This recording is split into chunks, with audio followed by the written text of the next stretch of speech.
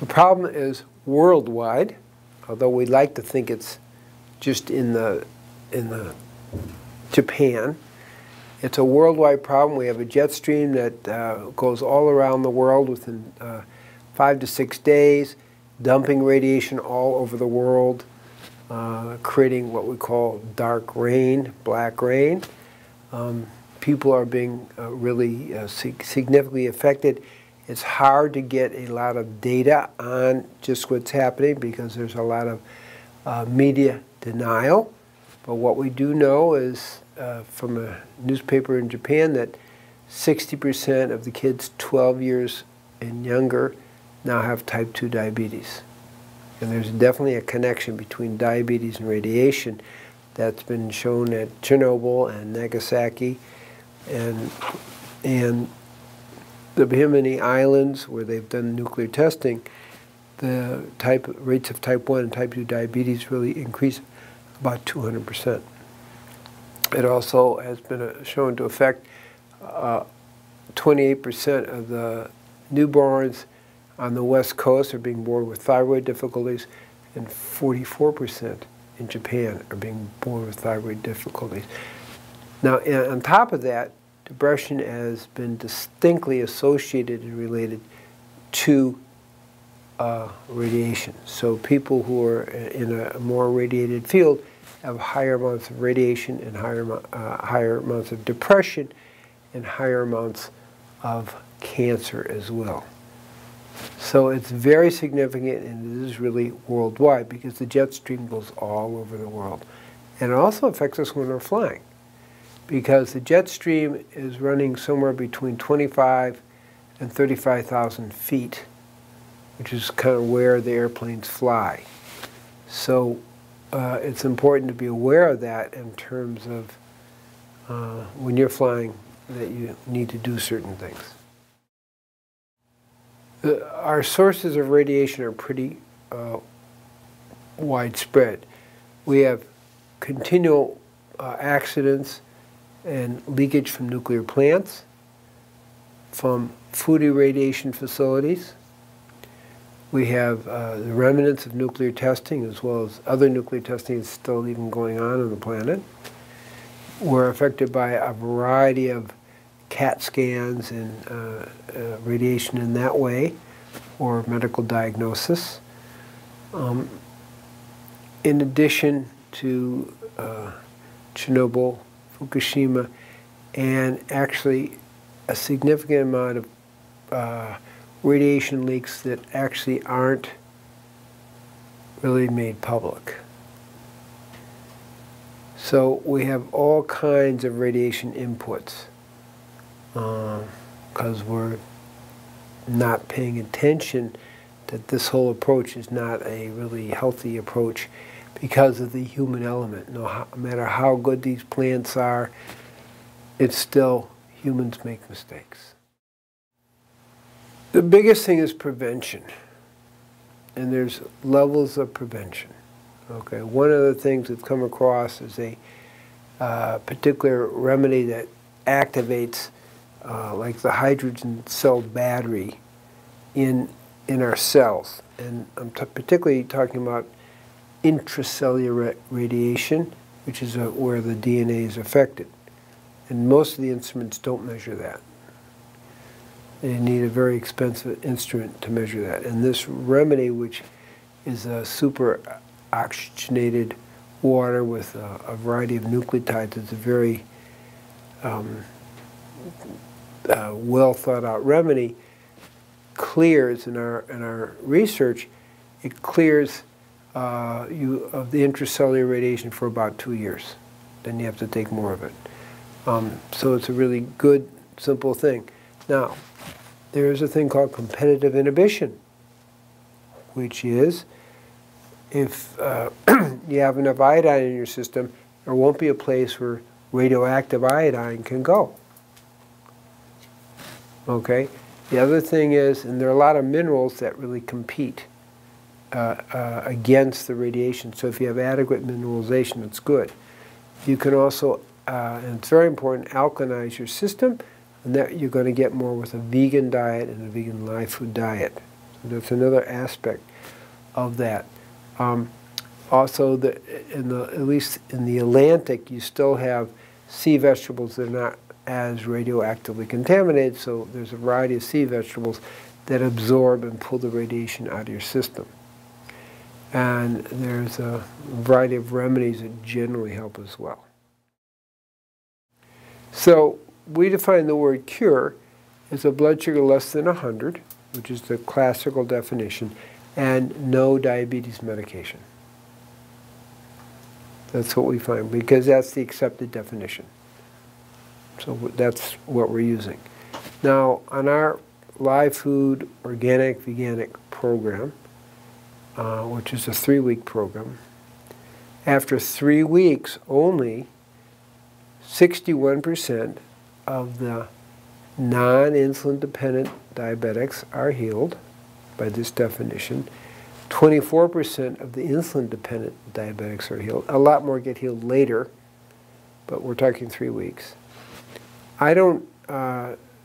We're not really, at the Tree of Life, we're not treating type 1s anymore, but when we did, 21% of the type 1s were healed, meaning off insulin and a blood sugar less than 100, and 31% were off insulin, but their blood sugar was more than 100. That's a loaded question. The whole understanding of what diabetes is about. It's not about blood sugar.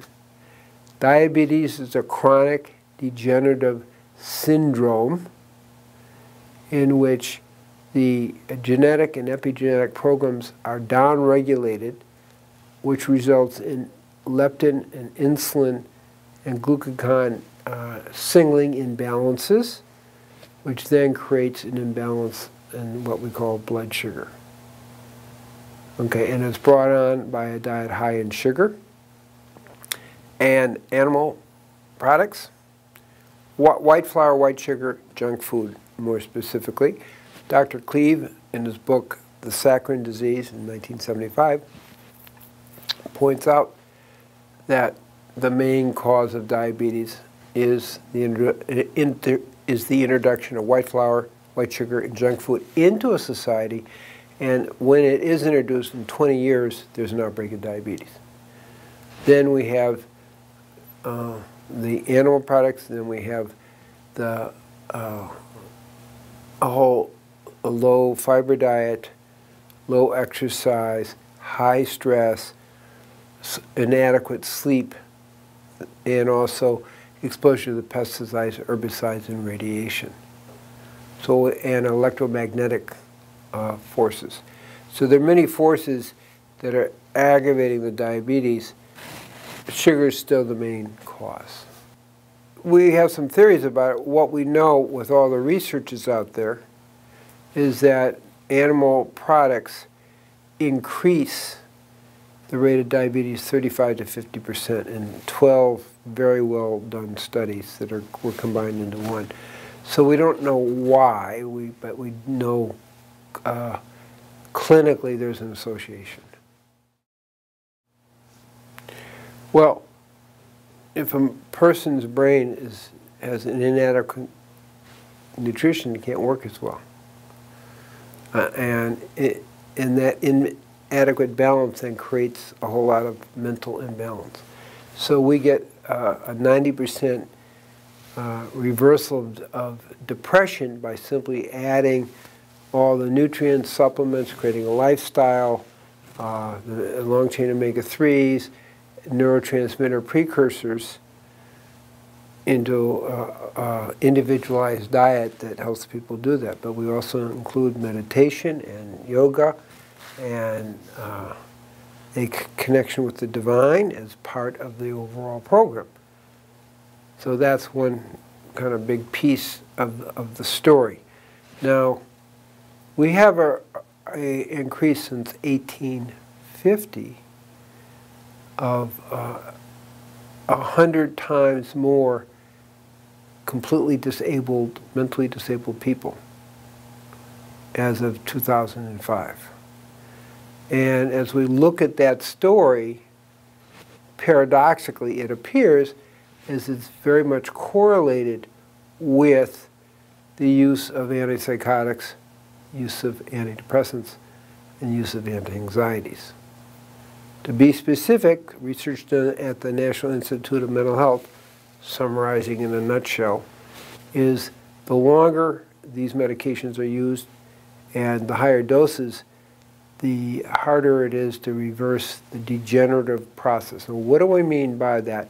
In 1996, Dr. Mark Hyman, head of the National Institute of Mental Health, said, all we know is that these drugs create a perturbation in the neurotransmitter systems. We'll go a step further. Other research has shown it actually changes the structure of the brain, particularly what we call the basal ganglion, hippocampal areas, cortical areas.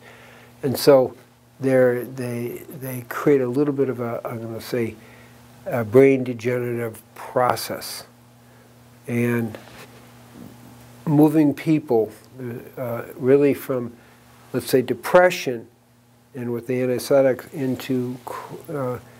into manic depression and long-term antipsychotic use, which has been distinctly associated with much lower functioning and a much higher rate of mental disability. Now, these are the data on the line. The truth is, when we look at that antipsychotics have a much poorer record than treating people without antipsychotics. It is a significant difference. When we measure a psychiatrist in your, what we call 5-year relapse. So the amount of 5-year relapse you get with antipsychotics is not only higher, but there's much more disability.